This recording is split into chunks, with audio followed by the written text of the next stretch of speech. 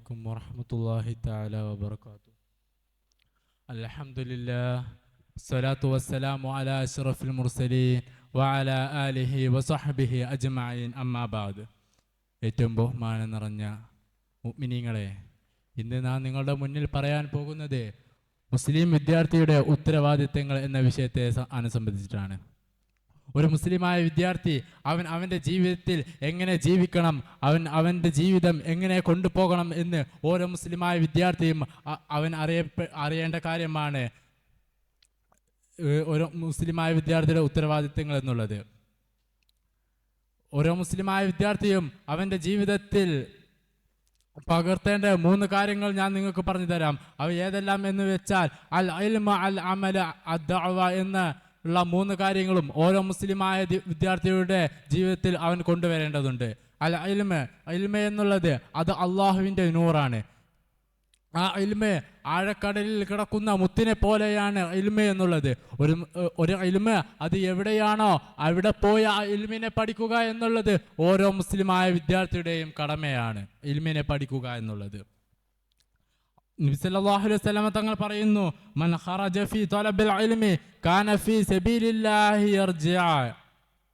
ഒരു മുസ്ലിമായ വിദ്യാർത്ഥി അവൻ അള്ളാഹുവിൻ്റെ മാർഗത്തിൽ ഇൽമിനെ പഠിക്കാൻ പോവുകയാണെങ്കിൽ അവൻ ആ ഇൽമിൽ നിന്ന് വിരമിക്കുന്നത് വരേക്കും, ആ ഇൽമിൽ നിന്ന് പിരിഞ്ഞു പോരുന്നത് വരേക്കും അവൻ അള്ളാഹുവിൻ്റെ മാർഗത്തിലാണ്. അവൻ അള്ളാഹുവിൻ്റെ ഒരു ഹൈറിനെ അള്ളാഹു അവനക്ക് ഇട്ടുകൊടുക്കുമെന്ന് നബി സല്ലല്ലാഹു അലൈഹി വസല്ലം തങ്ങൾ പറയുകയുണ്ടായി. അതുകൊണ്ട് ഓരോ മുസ്ലിമായ വിദ്യാർത്ഥിയും അള്ളാഹുവിൻ്റെ ഇൽമിനെ പഠിക്കുക എന്നുള്ളത് ഓരോ മുസ്ലിമായ വിദ്യാർത്ഥിയുടെയും കടമയാണ്, ഉത്തരവാദിത്യമാണ് ഇൽമിനെ പഠിക്കുക എന്നുള്ളത്. രണ്ടാമതായി പറയുകയാണെങ്കിൽ അൽ അമല് എന്നുള്ളത് അള്ളാഹുവിനെ ഒരു മുസ്ലിമായ വിദ്യാർത്ഥി അവനക്ക് അമൽ ചെയ്യണമെങ്കിൽ ആദ്യം ഇൽമ എന്നുള്ളത് അവനക്ക് അത്യാവശ്യമായ കാര്യമാണ്. ഇൽമ ഉണ്ടായാലേ ഒരു മുസ്ലിമായ വിദ്യാർത്ഥിക്ക് എന്ത് അമൽ ആണ് ചെയ്യേണ്ടത് ഓരോ മുസ്ലിമായ വിദ്യാർത്ഥിക്ക് അറിയുകയുള്ളൂ. ഓരോ മുസ്ലിമായ വിദ്യാർത്ഥിയും അമലിനെ പഠിക്കുക എന്നുള്ളത് അവൻ്റെ നിത്യജീവിതത്തിൽ അത്യാവശ്യമായ കാര്യമാണ്. അള്ളാഹുവിൻ്റെ അമലിനെ പഠിക്കുക എന്നുള്ളത് നബി സല്ലല്ലാഹു അലൈഹി വസല്ലം തങ്ങൾ പറയുകയുണ്ടായി, ഒരു മുസ്ലിമായ വിദ്യാർത്ഥി അവൻ ഇൽമിനെ പഠിക്കുകയാണെങ്കിൽ നബി സല്ലല്ലാഹു അലൈഹി വസല്ലം നമ്മൾ ഓരോ ഇൽമിനെ പറ്റി ചർച്ച ചെയ്യുകയാണെങ്കിൽ നമ്മൾക്ക് ജീവിതത്തിൽ ഫർളാക്കപ്പെട്ട ഒരു അമലാണ് നിസ്കാരം എന്നുള്ളത്. ആ അമലിനെ പറ്റി ചർച്ച ചെയ്യുകയാണെങ്കിൽ ഓരോ മുസ്ലിമായ വിദ്യാർത്ഥിയും അവൻ്റെ നിത്യജീവിതത്തിൽ നിസ്കരിക്കുന്നത് അവൻ തന്നെ നിസ്കാരത്തിൽ ശ്രദ്ധ ചെലുത്തുകയാണെങ്കിൽ അവൻ എന്തൊക്കെയാണ് നിസ്കാരത്തിൽ ഈ കാലഘട്ടത്തിലുള്ള ഓരോ മുസ്ലിമായ വിദ്യാർത്ഥിയും കാട്ടിക്കൂട്ടുന്നത്. പല കോപ്രായങ്ങളും അവൻ നിസ്കാരത്തിൽ പല ചിന്തകളിലുമാണ് മുഴുകുന്നത്. അവൻ്റെ മുന്നിൽ അള്ളാഹു ഉണ്ടോ എന്നുള്ള ഒരു ബോധം പോലും അവൻ കരുതുന്നില്ല. നബി സല്ലല്ലാഹു അലൈഹി വസല്ലം തങ്ങൾ പറയുന്നു, ഒരു മുസ്ലിമായ വിദ്യാർത്ഥി അല്ലെങ്കിൽ ഒരു മുസ്ലിമായ വ്യക്തി അവൻ നിസ്കരിക്കുകയാണെങ്കിൽ ഇദാ കുംത ഇലൈഹാ ഫഅലം അന്നല്ലാഹ മുഖ്ബിലുൻ അലൈക.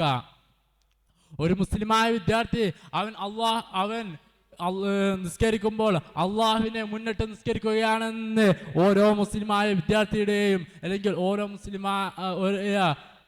ആളുകളുടെയും ഉള്ളിൽ ഓരോ മുസ്ലിമായ ആളെയും അറിയേണ്ടതുണ്ട്. അതുകൊണ്ട് ഇബാദത്ത് ചെയ്യുമ്പോൾ അവൻ അള്ളാഹു ഇത് കാണുന്നുണ്ട് എന്നുള്ളൊരു ബോധം വേണം അവൻ അമൽ ചെയ്യുമ്പോൾ. മൂന്നാമതെയാണ് പറയുകയാണെങ്കിൽ ദഅവ എന്നുള്ളത് പ്രബോധനം ചെയ്യുക എന്നുള്ളതാണ്. അവൻ്റെ നിത്യജീവിതത്തിൽ അവൻ എങ്ങനെ ഒരു മുസ്ലിമായ വിദ്യാർത്ഥിക്ക് അവൻക്ക് ഇൽമുണ്ടെങ്കിൽ ആ ഇൽമ കൊണ്ട് അവൻ അമൽ ചെയ്യുന്നുണ്ടെങ്കിൽ അവൻ്റെ ജീവിതത്തിൽ ആ ഇൽമ കൊണ്ട് പ്രബോധനം ചെയ്യുക എന്നുള്ളത് അവൻ്റെ നിത്യജീവിതത്തിൽ നിർബന്ധമാക്കപ്പെട്ട കാര്യമാണ്.